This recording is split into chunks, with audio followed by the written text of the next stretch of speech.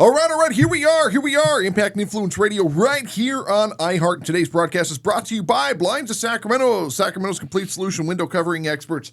Give these guys a call, 916-790-8689, or visit blindsofsacramento.com. Now, today, we've got a doctor in the house. Somebody call a doctor. I don't think we've had a couple of people with doctor in the beginning of their name, but not with somebody who's actually a doctor. We had Dr. Bill Lloyd from CNN. We had him on once, and we had Dr. Rick Bully, and then we had I don't know, we had a couple of others, but Dr. Joseph Gomes. Now. And so this is from Gomes Medical. Jacqueline Pilar, she's over here taking pictures. Just an adorable face. We ran into each other at a couple of different networking events and really just hit it off. And she's like, I've got to get my fiance in here. And I was like, let's do it. So we're going to be learning about what you do and what drives you and what you're doing for the community here. Perfect. So how are you doing, brother? I'm doing well. First of all, thank you so much for having us. I really appreciate it. This studio is incredible, by the way. Matt did a phenomenal job. So this is part of Sacramento Podcast Studio. This is Matt's dream. And I've built studios for years and years and years and years. And Matt came to me one day and wanted me to shoot some stuff for him. And he just, this is a decade ago, but he just loved it so much. He kind of just took what I was doing and ran with it. And now we use his studio, which is, he's my right-hand man. So it's Matt's creation. He's done a fine job, and my studio's never sounded this good. I've been building studios for over 30 years, and my studios have never sounded this good. It's amazing. Yeah, he's done a hell of a job. And these mics, these are state of the art. These are like the top of the line now. So yeah, he just bought them. I still don't like them. I think they're too big. Yeah. But they're they're the best mics on the market. They sound phenomenal. So let's really dig deep into Gomes Medical. What is this, brother? Gomes Medical, we operate it's called direct primary care, DPC type delivery of healthcare. So it's a little bit different from the traditional healthcare setting in which you normally have an insurance company and you pay a premium and copay and yada yada, and there's a bunch of administrative overhead. Mm-hmm. Direct primary care reestablishes the doctor-patient relationship. So it gets back to kind of old school medicine. There's no middleman in between. There's nobody that you have to go through to approve X, Y, or Z. It's just me and the patient. And that's what I got into medicine for, was to just treat patients, not worry about a company's overhead or making somebody rich. Now, did you ever work in the healthcare system in the Kaisers and Sutters of the world? Oh yeah, both of them actually. Okay, so you did it. Yeah, I did that. And I worked for various hospitals and other clinics and urgent cares and all kinds of things. And I definitely learned from all those experiences. And there's of course good and bad, but and it's great to have what's called catastrophic health insurance, like health insurance if shit hits the fan kind of thing. Like if everything falls apart, wheels fall apart, an emergency type situation. But the outpatient medicine aspect of healthcare just isn't great. And I got tired of it, man. And I wanted to get back to just treating my patients. Yeah. Okay. So at what point were you like, you know what, I'm going to go out there and I'm going to open my own practice? Yeah, there were a few things that the wheels kind of fell off gradually, but my patient care mantra has always been, and I will live and die by this, that I treat my patients as if they're a member of my own family. Mm-hmm. There was a time where a family member of mine got sick last year. And the very first thought I had was, oh shit, I don't want them to go to Kaiser. Oh, well, I probably shouldn't say that part, but I didn't want them to go to the place that I was working. And then I thought, well, crap, man, like now I have an inconsistency for the first time where I don't want my family to go there. So why would I treat my patients there? That was a big aha moment to where I knew that I had to make a change. Uh-huh. And so what was that? You were driving down the road one day and you're like, was this... The magazine for me was like an epiphany. I woke up, it was a dream I had at night. It took 20 years to figure out how to do it. But the dream happened and I went, oh my God, that's how it happens. Yeah. And then I just started and then it just happened. Yeah. You know, I mean, but 20 years of life had to happen in order for me to come to that Right. epiphany, right? Was that similar to? I guess there was a moment. I was just working so damn much. I mean, 80 plus hours. That's even being conservative, a week, and it was weighing on my kids, and it was really affecting our relationship. I mean, not to get too personal about it, but it was putting a big strain on it, and we had a conversation about that. I mentioned to one of the senior physicians that was at the place that I was at before, and she told me a story.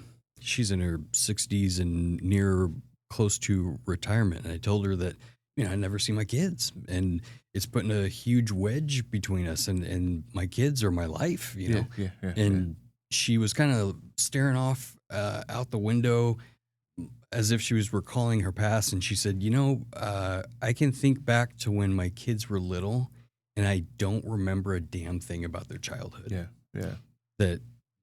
And she's just now in her 60s rebuilding a relationship with her kids, and it's really her kids and her grandkids now.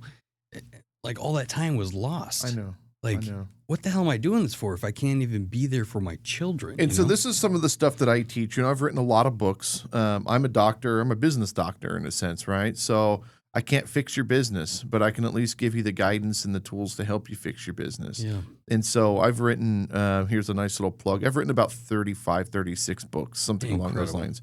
And all it is people that have been coming to me with their problems. I talk to businesses every day, and I go home and I go, I could write about this. Somebody could use this information. And so one of the things that I teach is, I'm trying to figure out how I want to put this without sounding salesy. When you're building a business, figure out what your why is. Why are you building this? Are you building this for profit? Are you building this because you want your life back? And then, you want to be successful, but what's your definition of success? Is it the G-Wagon or is it freedom? Because if you want the G-Wagon, you're going to work a lot, because you're always going to be chasing the bigger.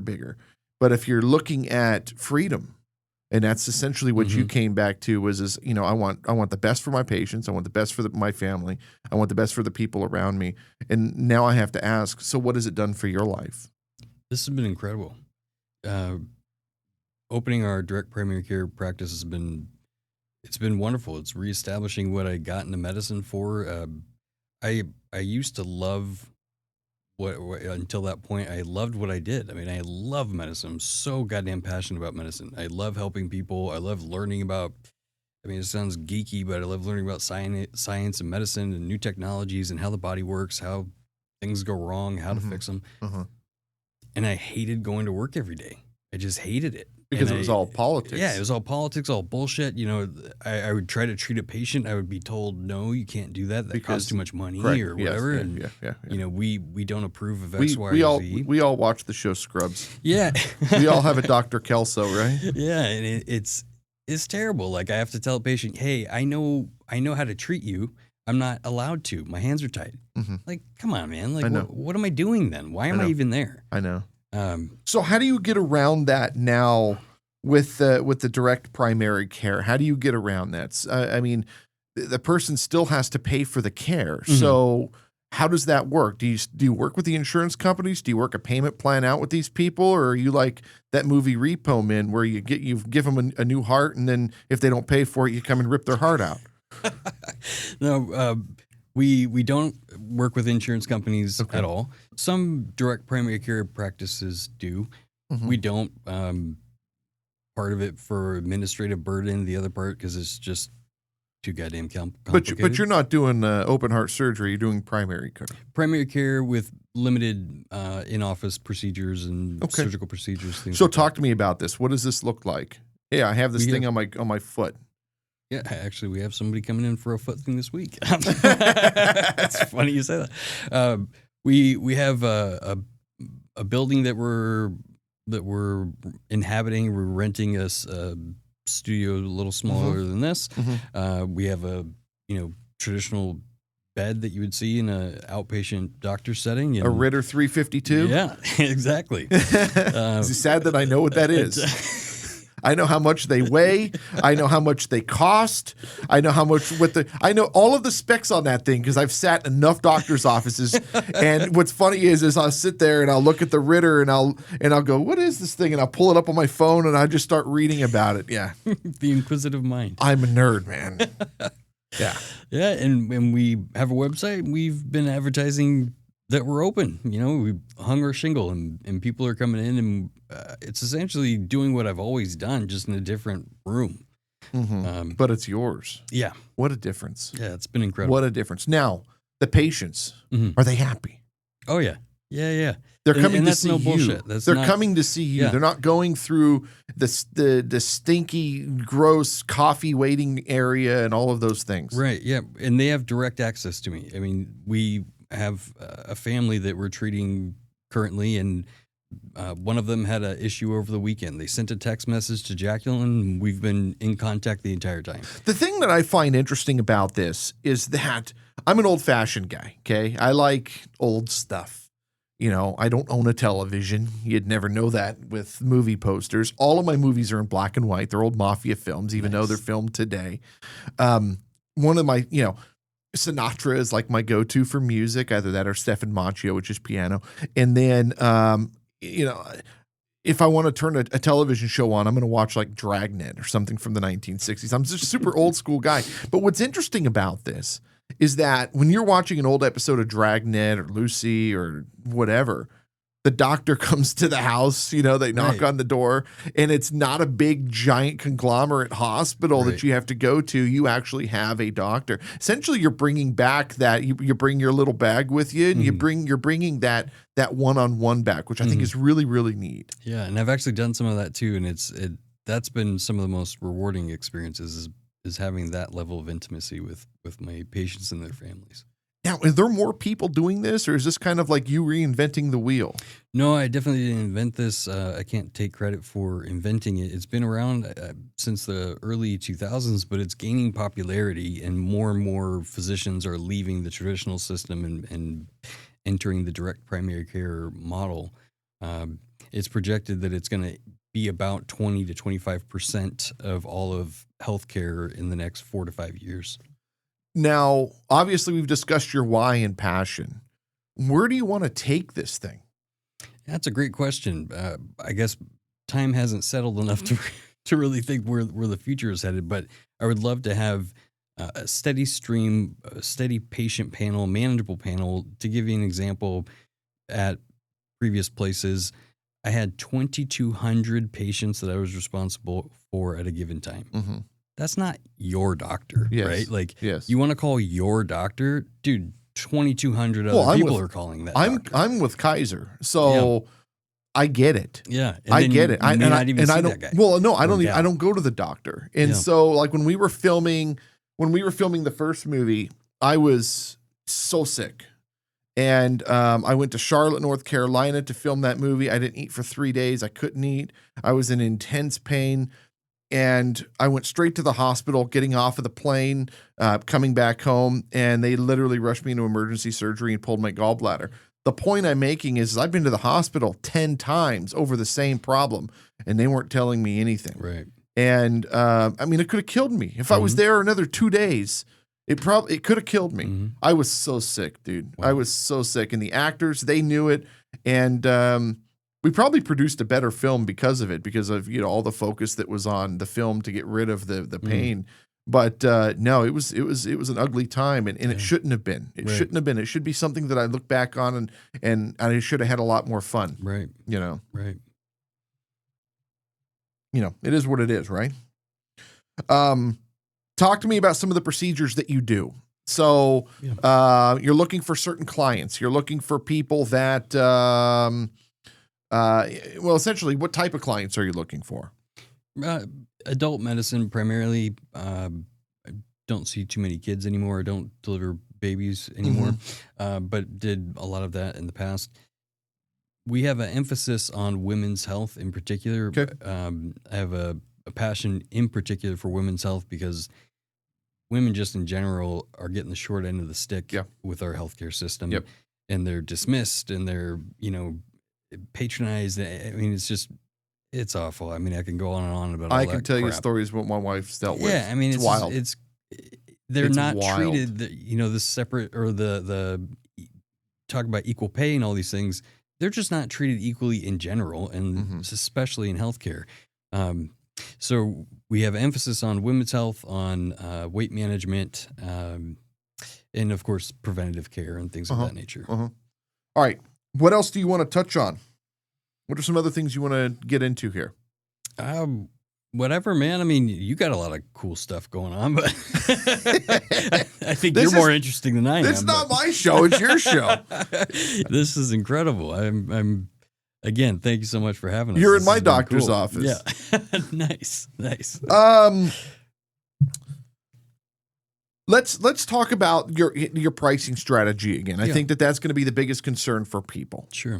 Medical care is expensive. In Russian culture, my wife's Russian. In Russian community, it's actually cheaper to get on a plane and go to Belarus or Moscow and go get a procedure and get a hotel for 2 weeks or 3 weeks and then rental car and then fly back home, taking time off of work than it is to, with insurance, to go to the doctor and go and get your procedure done. Same here.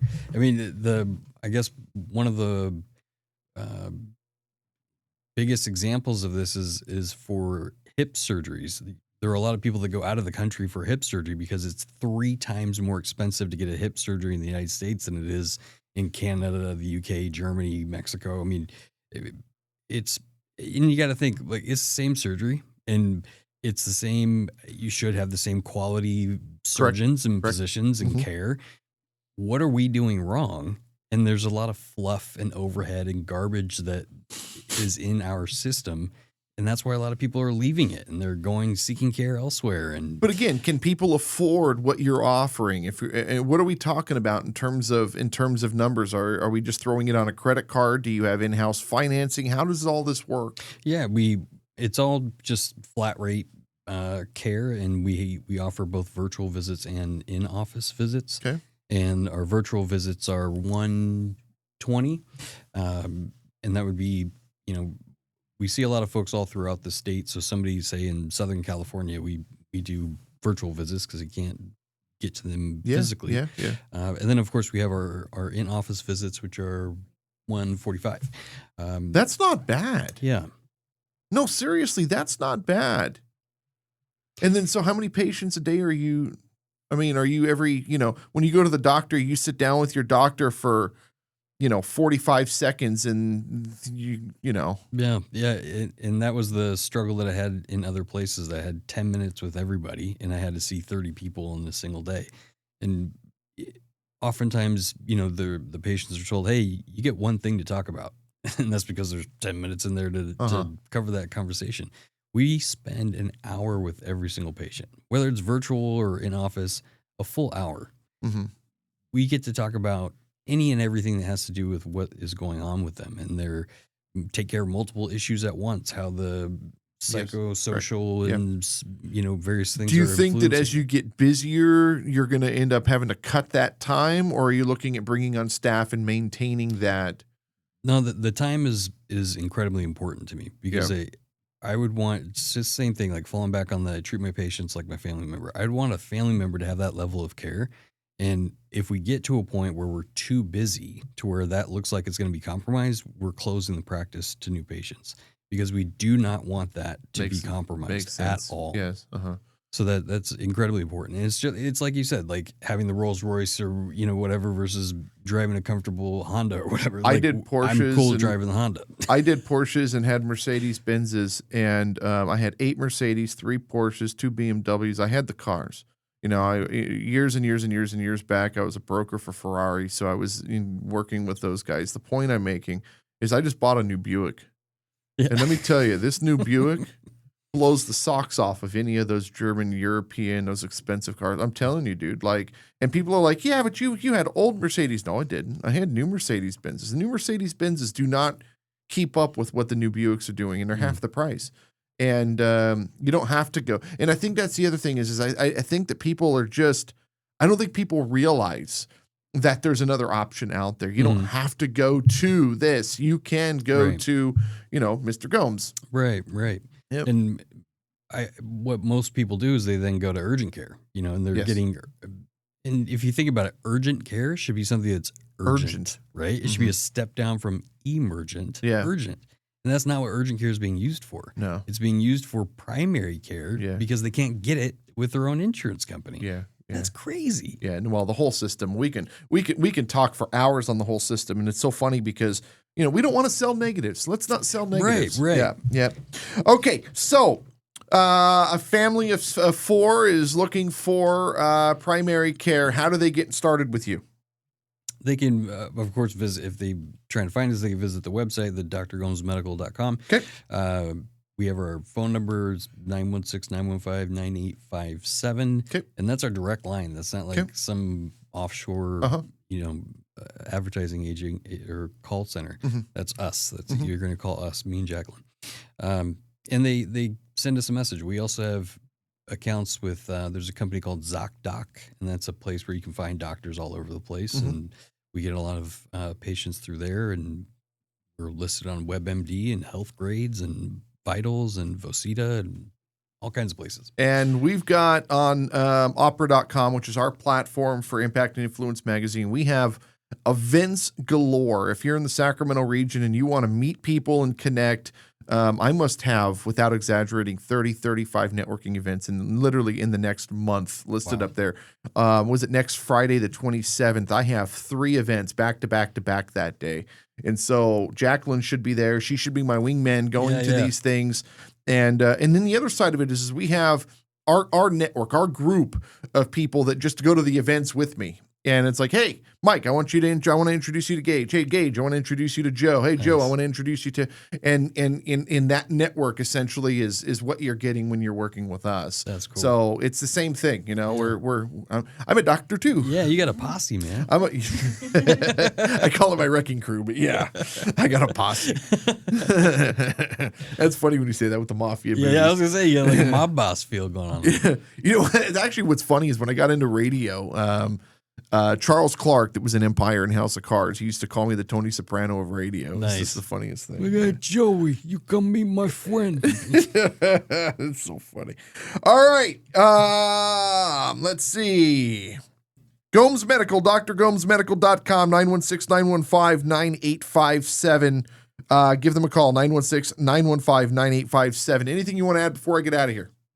I just want to add that if anyone's out there and they're looking for healthcare, they just want like a down-to-earth, regular dude to talk to about their healthcare problems and receive top-notch care with a affordable price, give us a call. If it doesn't work out, it doesn't work out. But I guarantee you I will give you all of my time, all of my energy to try to help you get to where you want to be. I love it. drgomesmedical.com, 916-915-9857. Thank you so much for being here. Really appreciate Jacqueline, it. Thank you so much for the introduction. Thank you, and Jack. we will see you guys next time. Bye-bye. Thank you, sir.